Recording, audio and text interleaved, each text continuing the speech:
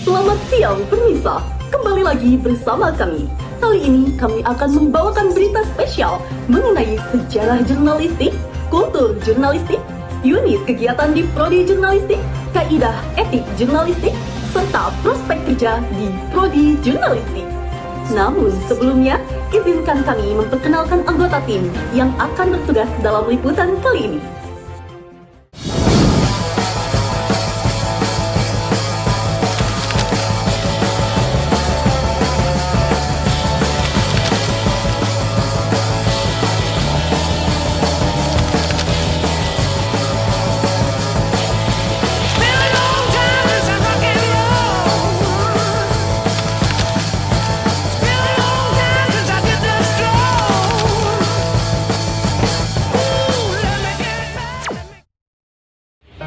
Baik pemirsa, untuk mengetahui lebih dalam mengenai topik ini, kami telah hadir bersama rekan kami di lapangan. Langsung saja menuju lapangan, kepada narasumber kami persilahkan. Tahu teh gimana sih sejarah jurnalistik UIN Bandung yang teteh ketahui gitu? Oke, yang aku tahu, jurnalistik ini tuh berdiri pada tahun 1998, tepatnya pada tanggal 21 Mei. Dan kenapa sih dilambangkan dengan warna jingga? Karena waktu itu tuh alumninya, dia kan lagi nonton tim olahraga gitu kan. Terus tim olahraganya tuh pakai jersey warna jingga gitu. Nah, dari situlah dia terinspirasi untuk melambangkan jurnalistik ini dengan warna jingga kayak gitu. Kalau boleh tahu teh ada filosofi lain nggak yang mendasarinya? Kayak kalau untuk filosofi lain kurang lebih sih kayak gitu ya. Jadi yang aku tahu hanya dari kenapa dilambangkan dengan warna jingga dan juga pada tahun berapa berdirinya kayak gitu. Oke, berarti memang cukup filosofis banget ya teh tentang jurnalistik ini. Jadi makasih banyak ya teh atas waktunya. Kita mau tahu apa sih yang dimaksud dengan kultur jurnalistik yang ada di UIN ini. Kalau terkait kultur sendiri, ya bisa dibilang kalau kultur tuh yang terbentuk secara tidak langsung ya. Kalau bisa dikasih contoh yang bisa kalian sering lihat gitu ya.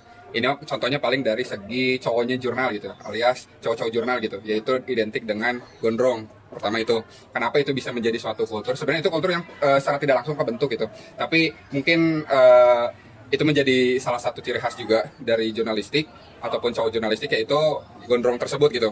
Bahkan ya beberapa sampai entah dosen, entah sampai birokrat juga gitu ya mengetahui hal itu gitu terkait si kultur gondrong ini. UKJ itu singkatan dari unit kegiatan jurnalistik, di mana UKJ itu dinaungi oleh salah satu bidang yang ada di kepengurusan himpunan mahasiswa, yaitu bidang seni. Nah, di UKJ itu menampung minat dan bakat dalam kesenian, khususnya kesenian ya. Nah, makanya di dalam UKJ itu ada bisa dibilang tiga bidang atau tiga divisi lah kalau kalian nyebutnya juga kan. Nah, mungkin yang pertama ada teater. Nah, teater itu teater pena itu ya biasa kayak teater lah ya. Kalau kalian suka sama teater boleh gabung ke teater. Kemudian yang kedua itu ada yang namanya RSJ singkatan dari Riungan Swanten Jurnalistik. Dia basicnya ke musik atau nyanyian gitu. Kemudian yang ketiga itu ada STMJ singkatan dari Seni Tari Mahasiswa Jurnalistik.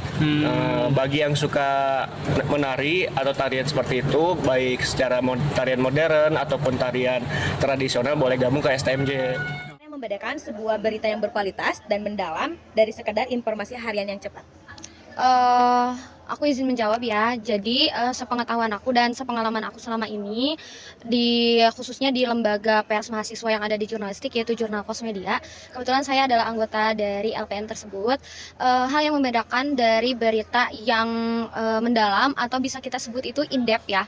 Biasa kita sebut itu in-depth, itu adalah berita yang penjelasannya mendalam dan lebih rinci daripada yang biasanya. Pertanyaan selanjutnya, kapan etis bagi seseorang jurnalis untuk menggunakan sumber anonim dan langkah-langkah pengamanan? Apa yang harus diambil untuk menjamin kredibilitas informasi dari sumber tersebut? Menurut aku, ketika kita mungkin calon jurnalis ya, calon jurnalis ingin mengambil data-data dan fakta-fakta yang akan dihadirkan dalam sebuah berita, alangkah baiknya kita mengecek dulu sumber yang akan kita ambil gitu. Kita mengecek sumbernya dari mana, apakah itu valid atau tidak, karena kebanyakan sekarang sumber-sumber dimanapun maupun di media sosial terutama banyak citizen journalism yang biasanya ngupload gitu kan. Nah, kalau misalkan kita pengen mengambil data tersebut, kita juga harus memastikan apakah data itu benar-benar valid atau tidak. Nah, saran saya gitu, ketika kalian ingin mengambil data-data dari sumber-sumber, lebih baik mengambil data-data dan sumber-sumber yang lebih terpercaya agar kredibilitas kalian sebagai jurnalistik itu lebih oke lah menurut aku, seperti itu. Dan alangkah baiknya juga kita lebih valid lagi kita mencari datanya langsung ke lapangan daripada kita mengambil data-data dari anonim seperti itu. Oke, baik Kakak, terima kasih atas waktunya. Sekian, Assalamualaikum warahmatullahi wabarakatuh. Apa saja prospek kerja yang bisa dijalani lulusan jurusan jurnalistik selain menjadi jurnalis? Oke, buat prospek jurnalis ya. Sebenarnya buat prospek secara kerjanya, jurnalistik itu banyak. Kenapa? Karena seorang jurnalis itu kan memang orang lapangan ya. Jadi skillnya tuh nggak cuma satu atau dua gitu, banyak gitu. Kita ngomong tentang jurusan dulu deh yang sesuai dengan si jurnalis sendiri. Itu bisa ke MC, bisa ke pembawa berita, bisa ke fotografer, videografer dan lain sebagainya gitu. Kalau misalkan yang lain gitu, buat jurnalis juga sekarang mah, apalagi sekarang ya, bisa jadi konten kreator. Banyak sih sebenarnya karena orang lapangan juga gitu. Jadi jurnalis mah buat pekerjaan mah pasti gampang lah gitu. Terima kasih atas Kang Patan sudah meluangkan waktunya. Sekian dari wawancara saya mungkin. Wassalamualaikum warahmatullahi wabarakatuh.